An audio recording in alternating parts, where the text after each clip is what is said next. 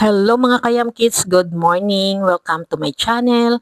And now, time to cook. So, ang lulutuin ko for today, sweet and sour yellow beans. So, ayan mga Kayam Kids, slice lang natin yung ating isda at pagkatapos niyan, hugasan, lagyan ng asin at isit aside. So, habang nag-slice tayo ng ating isda, sasabihin ko lang sa inyo na hindi pala ako gumagawa ng content ko na para sa sarili ko, kundi para ma-share ko din sa inyo yung mga natutunan ko sa mga pagluluto. Hindi naman ako marunong talaga magluto pero at least may nalaman din. At ayan, pagkatapos natin lagyan ng asin, isit aside lang natin yung ating isda. At saka mag-prepare na tayo ng ating mga ingredients. Mayroon tayong chili powder, garlic, onions, brown sugar, at yung ating salt, soy sauce, yung ating cooking oil, ketchup, at yung ating vinegar, water, and yung ating flour mixture. Ayan, at mag-start na tayo sa pagluluto. At dahil mainit na yung ating kalaha, lalagyan na natin ng mantika at saka yung ating garlic. At halu-haluin lang hanggang sa mag-golden brown yung ating garlic at ilagay na natin yung ating onions. At ayan mga kayamkits, at pagkatapos niyan, lagyan natin ng water.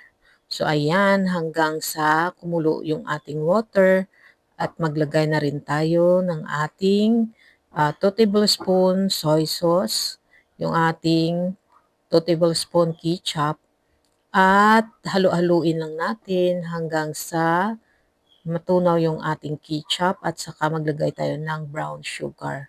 Again, mikos-mikos lang hanggang sa matunaw yung ating brown sugar at pagkatapos niyan, maglagay na tayo ng chili powder at ilagay na natin yung ating flour mixture. So ayan, mikos-mikos lang hanggang sa lumapot yung ating mixture at pagkatapos niyan, tikman lang natin at pwede na natin i-set aside.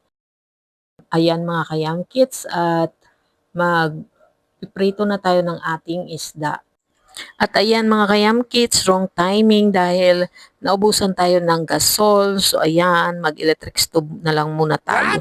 At habang nag-aantay tayo sa pagluluto, isi-share ko lang sa inyo yung tinitirahan ko dito sa Sipalay. So ito mga kayamkits yung bahay ng kapatid ko nga na tinitirahan ko dito. At marami din silang mga halaman dito mga kayamkits. At marami din silang puno ng prutas. Namunga na nga yung lansunis nila at saka may isa silang sasakyan. At babalikan na natin yung ating piniprito dahil baka nasunog na yan. At babalik ta rin lang natin. At saka mag-antay lang tayo hanggang sa maluto yung ating isda. At ayan, dahil luto na yung ating isda, isasalin lang natin sa plato. And dahil luto na yung ating isda, papakuluan muna natin yung ating sauce mixture. Ito pala mga kayamkits, yung kabilang bahay ng kapatid ko. At ito yung likuran ng bahay nila sa labas ng kusina. So ayan mga kayamkits, dahil napakita ko na sa inyo yung bahay. Babalik na tayo sa ating pinakuluang mixture at ayan, pwede na natin ilagay yung ating isda. At pagkatapos niyan, pakuluan lang natin ulit hanggang sa ma-absorb ng isda yung sauce natin. At pagkatapos niyan, halu-haluin lang natin at saka hahanguin.